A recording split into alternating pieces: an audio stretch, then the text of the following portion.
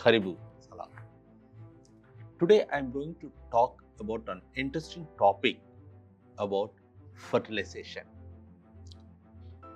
This topic each one should understand and know how the life begins. What is fertilization? First we will understand what is the mean by fertilization.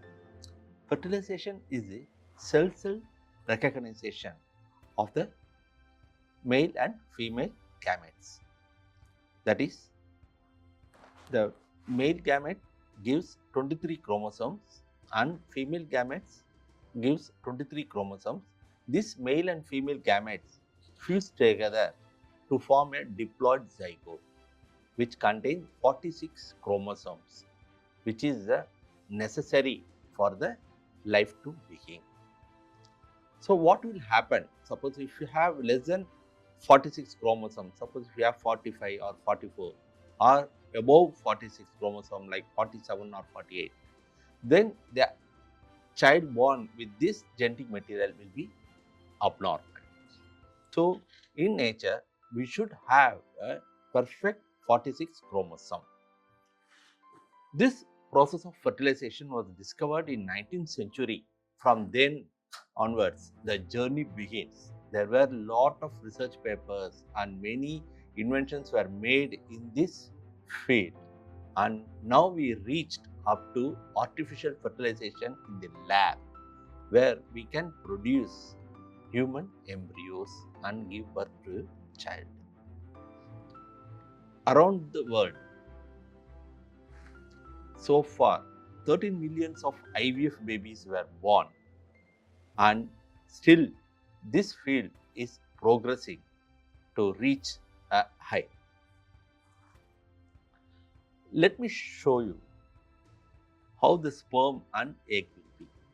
The sperm is a very tiny, small and asymmetrical in shape, which is around 50 to 60 micrometer in size, whereas female oocyte is immotile, it doesn't move like sperm, and symmetrical in structure, which contains 23 chromosomes and is very largest cell in our human body. So these two male and female gametes fuse together to form a new zygote which give birth to new life. From there, the journey starts. Let me show you the real picture of the sperm and egg observed under the microscope in the IVF lab. You can see the tiny sperms. Can you see? Able to see the sperm? Very small compared to oocyte. And this is a oocyte which you can see so big.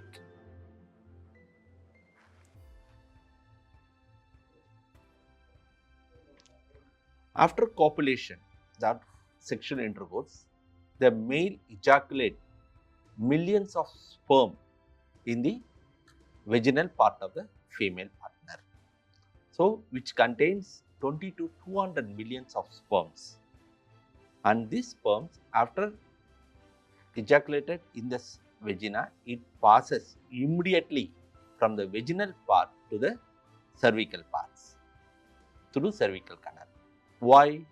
Because the nature has created a acidic condition or acidic environment in the vaginal part, which is open, always open in the female organ. So there is a lot of chance of entering the harmful organism, microorganism into the body through this vaginal part. So the vagina is kept in an acidic pH so that any organism enter into it will die. It cannot live. So the nature has created an acidic pH. So when the sperms are entering into this vaginal part, so they have to move quickly from this vaginal environment, vaginal part to fallopian tube. So first it passes through the vagina, then it passes to cervix through cervical canal, which has a pH of 6.5 to 7, that is alkaline condition. So the sperm can move slowly from this cervix into the uterus. Around 1 to 3 minutes it will take from cervical canal to uterus. In uterus, the pH is 6.5 to 7, which is alkaline and good for the sperm to survive. Then from there, it moves to fallopian tubes, which has a pH of 7.5 to 7.9. So this is a good alkaline pH suitable for the sperm and oocyte can survive well.